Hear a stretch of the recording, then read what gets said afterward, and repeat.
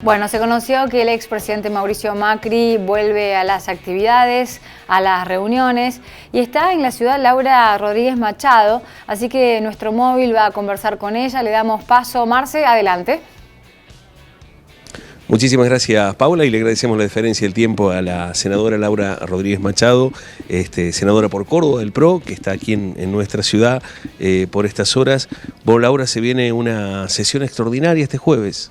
Bueno, como sabrán, estamos en periodo de sesiones extraordinarias, toda vez que el 1 de marzo recién va a dar su discurso el presidente Fernández sobre los proyectos legislativos anuales. Sin embargo, este jueves hemos sido convocados en el Senado porque hay un tema pendiente muy importante para la Argentina, que es la designación oficial de nuestros embajadores.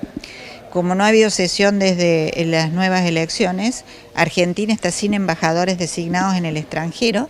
Hay 14 pliegos, en ellos pliego de 3 exgobernadores, por ejemplo el de Scioli, el de Pepo, también el de Pino Solanas, embajador ante la UNESCO, una serie de personas. Como de México, Alfonsín también.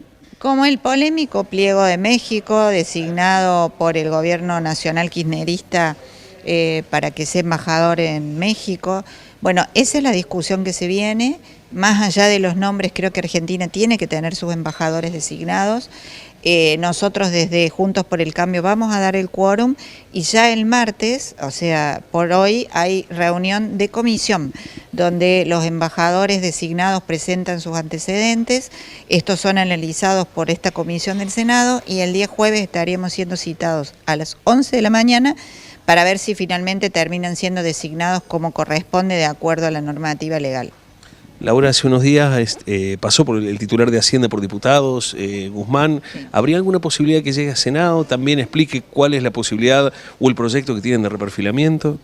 Nosotros aprobamos un instrumento que es la posibilidad de que se negocie con acreedores, ya sea bonistas o con el Fondo Monetario, nuevas formas de pago de la deuda.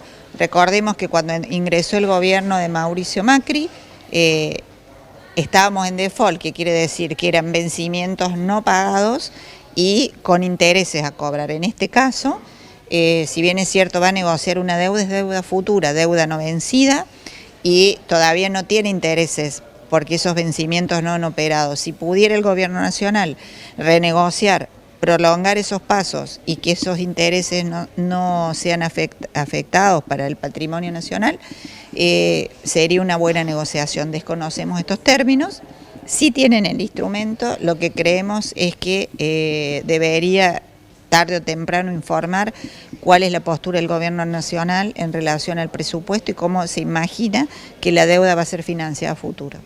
Laura, si bien es cierto que venimos de elecciones muy recientes, desde que el pasado 10 de diciembre asumió Alberto Fernández, ¿se piensa ya, digo, en los términos políticos del país, más allá de la cuestión meramente partidaria, en las elecciones de medio término, en el rearmado nuevo del PRO?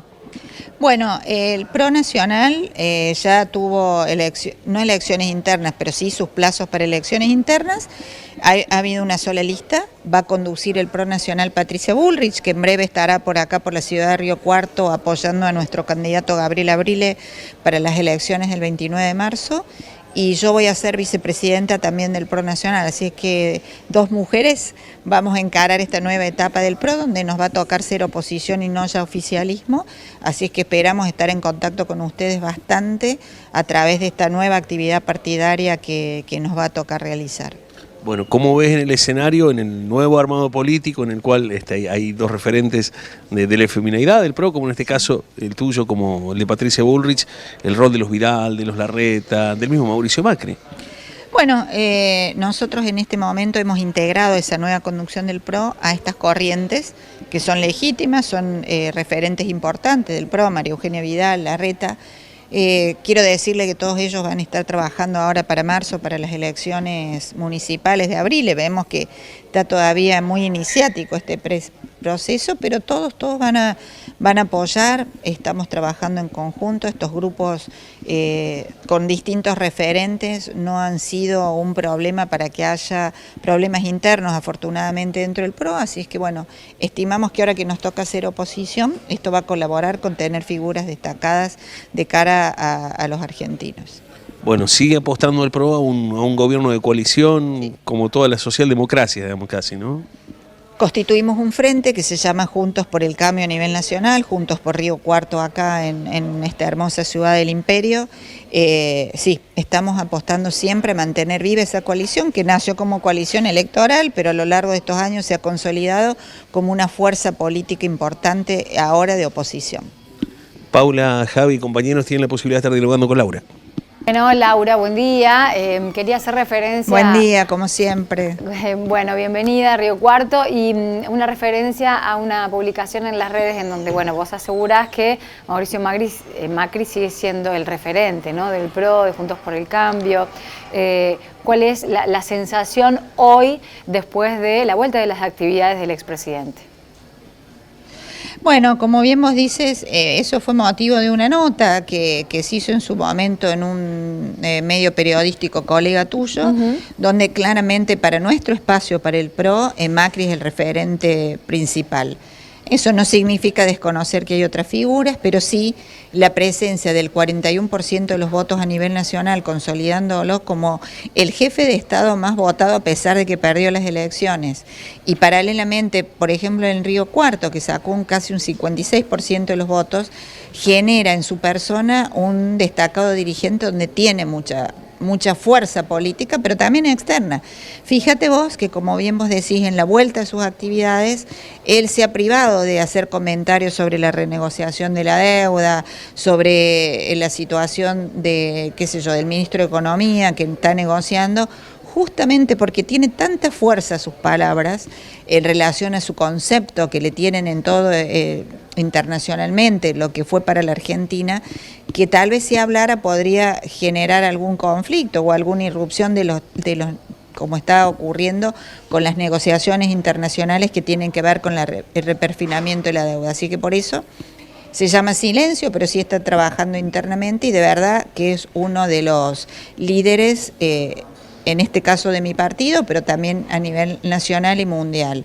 Distinto es lo que pasó con Cristina Fernández, ¿no?, que ella, siendo vicepresidenta, tira al fondo que debería renegociar, que debería hacer quitas, y prácticamente lo desautoriza ahí Alberto Fernández, porque hay un ministro de Economía negociando, hay un presidente negociando, y ella tal vez desde Cuba se encarga de decir cosas, con lo cual está complicándole la negociación fuertemente a Fernández.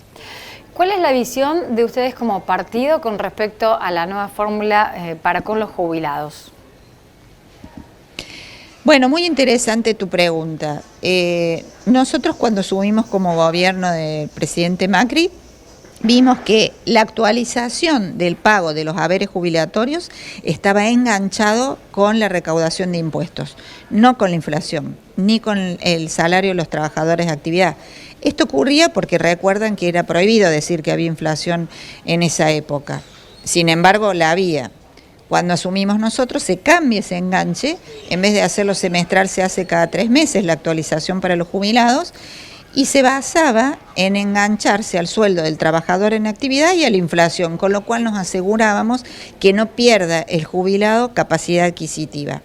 ¿Qué hace Fernández? Desengancha eso, deroga ese tipo de normativa que le permite la ley de emergencia, porque la ley de emergencia le da superpoderes para eso, y va a actualizar en virtud de una suma fija, con lo cual los jubilados, a partir del gobierno kirchnerista, van a ganar menos de lo que hubieran ganado con el presidente Macri. Mi impresión es que ellos no dicen que hacen ajuste, pero lo hacen. Y los jubilados se van a dar cuenta cuando empiecen en el bolsillo a cobrar menos de lo que les hubiera correspondido y cuando asocien la actualización de sus haberes en relación a la inflación. Laura, en brevedad también se viene ley de góndolas, el proyecto ese. Bueno, la ley de góndolas es una ley muy conflictiva para algunos, una ley que le pone coto a los aumentos de los supermercadistas. Está en el tintero esta ley, está por salir, le falta la sanción por parte del Senado de la Nación. Creemos que no va a entrar este jueves, pero sí, como vos me preguntas, entiendo que los próximos meses está por salir, y otro de los temas es la posible ley de alquileres. Bien. Estamos en eso. Y finalmente, Laura, bueno, volviendo a un tema y la actividad parlamentaria, mencionabas recién, bueno, la designación de Alfonsín al frente de la Embajada de México y mencionabas la polémica. Correcto. Me gustaría escucharte acerca de qué estás hablando y por qué. Bueno, a ver, para tus oyentes, Alfonsín pertenece a la Unión Cívica Radical. La Unión Cívica Radical no ha generado un acuerdo con el gobierno nacional en virtud del cual designe de su seno embajadores. Ha sido una decisión personal que Alberto Fernández le ofreció al expresidente, a Alfonsín, perdón, al hijo del expresidente, un cargo de embajador en el extranjero, y la polémica suscitó porque el radicalismo ha indicado formalmente a través de sus canales que fue una decisión personal, saliendo por sobre los cánones de la Unión Cívica Radical, que esto no lo decidió el Congreso de la Unión Cívica Radical, ni mucho menos alguna mesa ejecutiva, por lo tanto lo toman algunos de ese espacio como una especie de traición, otros como una cuestión personal, así es que ahí está muy fuerte la polémica, de en virtud del cual por qué Alfonsín estaría aceptando un cargo a nivel nacional sin pasar por las autorizaciones de la Unión Cívica Radical. ¿Y cuál es tu postura personal? Mire, yo creo que los partidos, los que somos dirigentes de un partido, tenemos de alguna manera un respeto a las instituciones partidarias y que para algo existen las instituciones. Si nosotros saltamos esa institución, directamente tenemos que renunciar también al partido. Es decir, si yo no respeto la normativa interna, renuncio a lo que no respeto. Pero decir, yo sigo siendo un determinado partido político e incumplo la normativa, a mi criterio no corresponde. Para mí, el señor Ricardo Alfonsín puede aceptar o no a nivel personal, pero eso significa no decir que representa a la Unión Cívica Radical.